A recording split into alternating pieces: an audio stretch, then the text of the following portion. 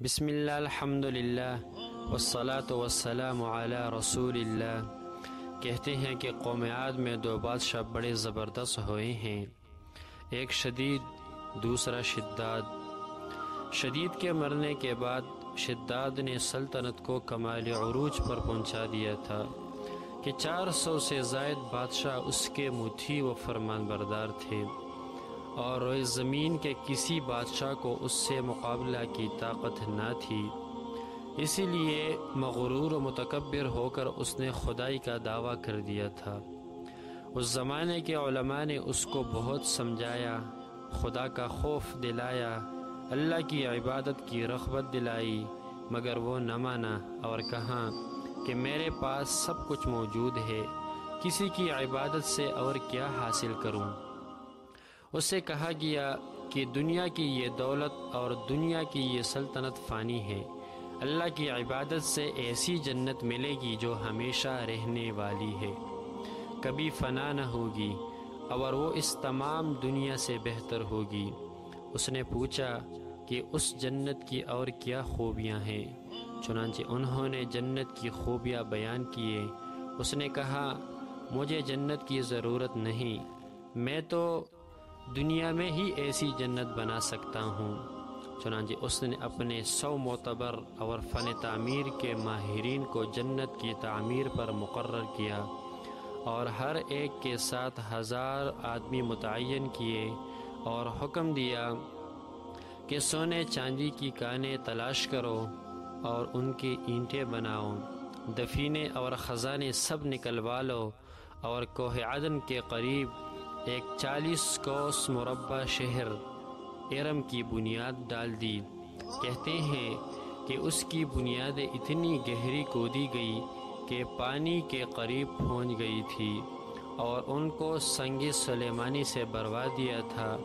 جب بنیادیں زمین کے برابر ہو گئی تو اوپر سونے چاندی کی اینٹوں سے تعمیر کی گئی، اور 500 گز کی بلندی دیواروں کی رکھی گئی۔ جب سورج نکلتا تو دیواروں کی روشنی اور چمک سے آنکھیں چکاچوند ہو جاتی۔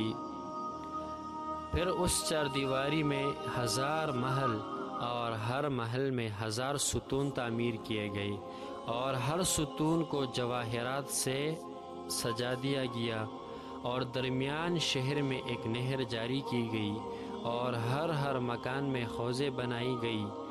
اس نہر سے ہر مکان تک ایک چھوٹی نہر جاری کی گئی، جن سے وہ حوضیں بری رہتی، اور ہر مکان میں فوارے اچھلتے رہتے تھے۔ ان نہروں کی پٹریاں یاقوت، زمرد، مرجان اور نیلم سے سجائی گئی تھی۔ نہروں کے کنارے پر درخت لگائے گئے تھے، جن کی جڑیں، شاخیں اور پتے زمرد کے اور پھول پل موتیوں اور یاقوتوں کے تھے۔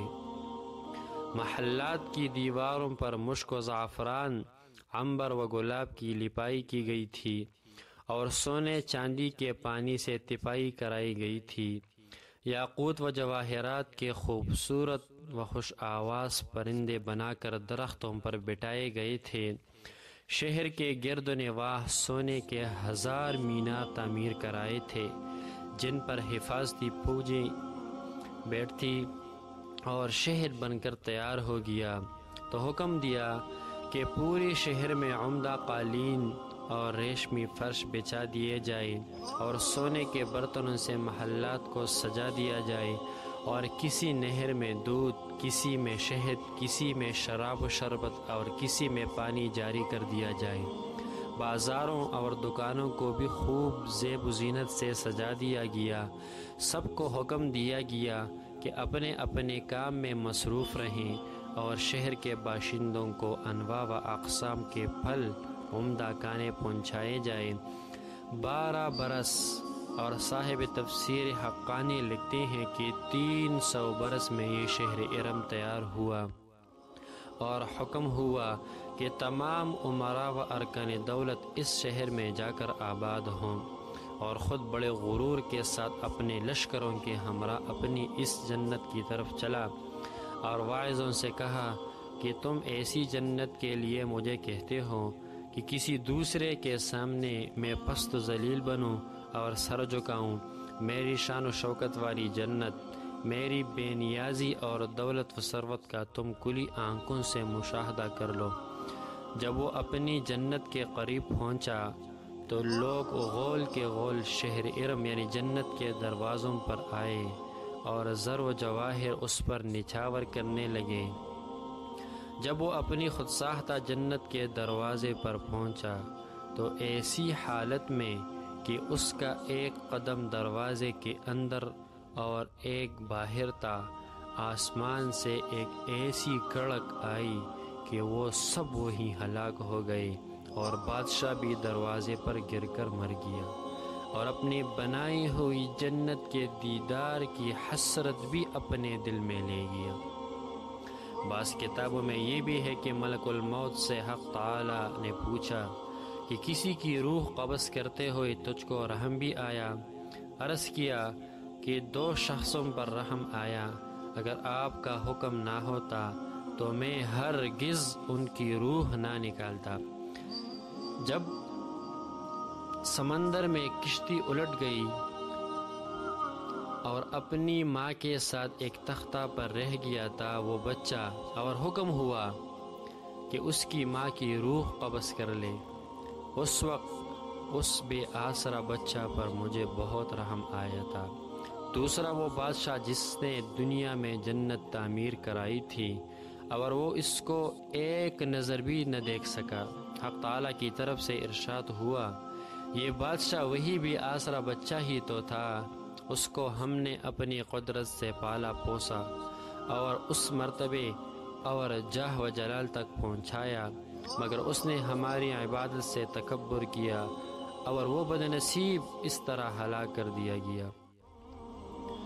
وہ تختہ بہتا ہوا جب کنارے پہنچا تھا تو دھوبی نے اس کو کھینچ کر اس کی ماں کی لاش کو دفنا دیا اور اس بچے کو اس محتر یعنی دایا ایسی عورت جس کی کوئی اولاد نہ تھی اس کو دے دیا۔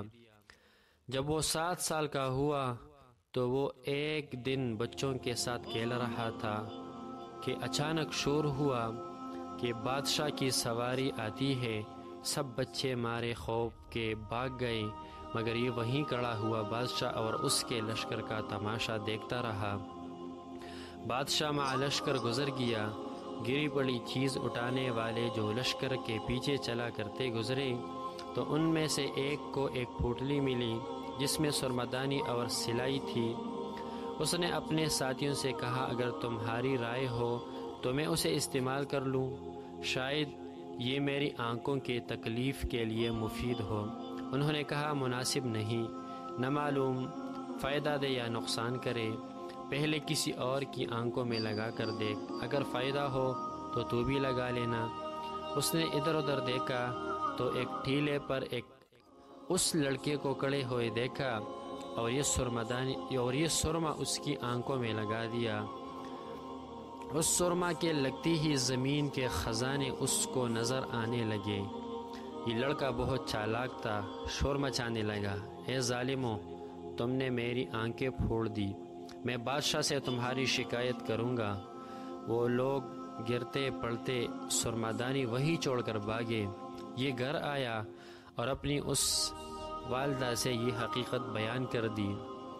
اس کی والدہ نے کہا کہ ہمارے پاس یہ گدھے خچر موجود ہیں، رات میں مخصوص اور معتبر مزدوروں کو لے جا کر کود لائیں گے۔ چنانچہ بہت سا مال جمع کر لیا اور سب گاؤں والوں کو اپنی طرف مائل کر کے اس گاؤں کے سردار کو مار ڈالا اور یہ لڑکا خود گاؤں کا سردار بن گیا۔ حکام کو خبر پہنچی تو انہوں نے اس کو سزا دینی چاہی، مگر اس نے اپنی فوج تیار کر کے ان کا مقابلہ کیا اور کامیاب ہوا۔ چند روز میں بادشاہ مر گیا تو اس کے تخت و تاج پر قبضہ کر لیا۔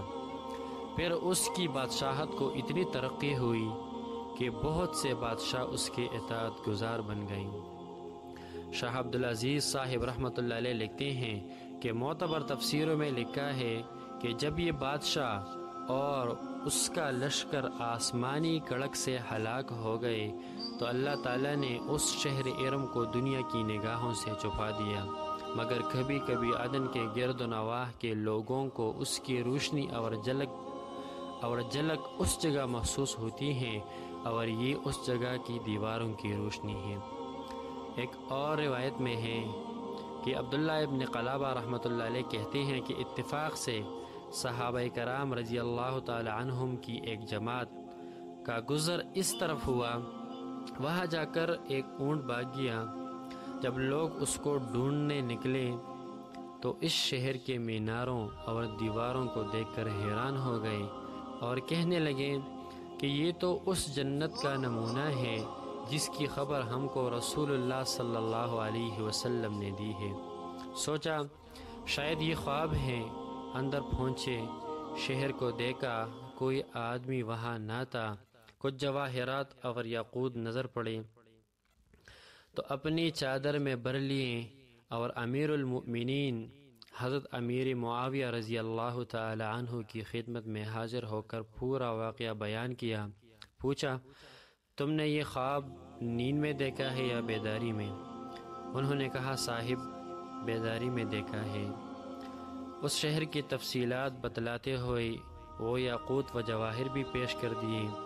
حضرت امیر معاویہ رضی اللہ تعالی عنہ کو تعجب ہوا اور اہل علم سے معلوم کیا کہ دنیا میں کوئی شہر ایسا بھی ہے۔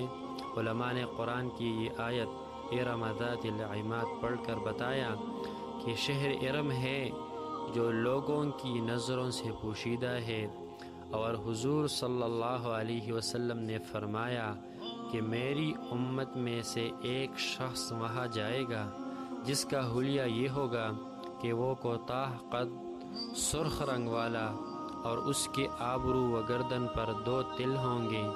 وہ اپنے اونٹ کو تلاش کرتا ہوا وہاں پہنچے گا، دیکھا گیا تو وہ سب نشانیاں اس شخص میں ثابت ہوئیں۔